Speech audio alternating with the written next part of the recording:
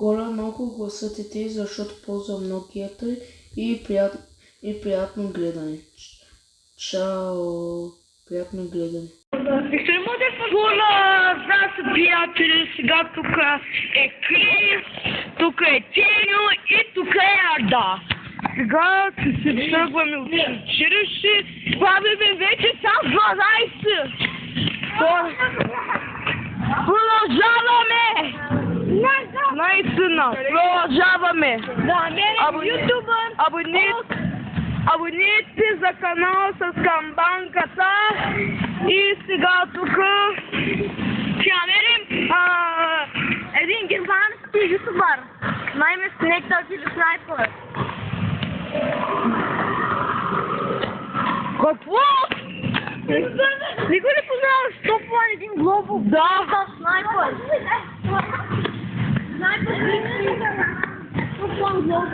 Окей, продължаваме. Арда ще пие сока. И да, ти къде оттръгваш? Не чуеш ли? Аз не тръгваме тук. Ай, чао, Теню! Чао, Крис! Ай, Ете, ще скупаме нещо на 500 на джунджурейки. Да. Коти. Ами хора, магазинът не работи. Не ли, Арда? Съжалявам, магазинът не работи. Продължаваме към нашия път.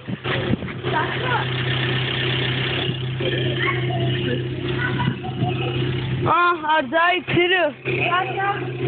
Не. Той чао, да. И те хора продължавам.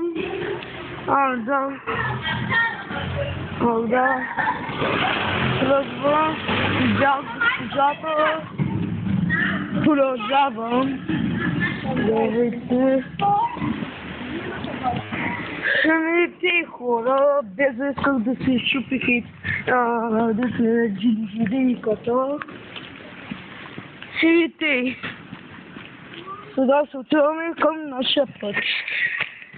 И тая Nokia задържа 30 минути и за нея малко да гласът е гаден, защото е стар. Дали старите телефоните са?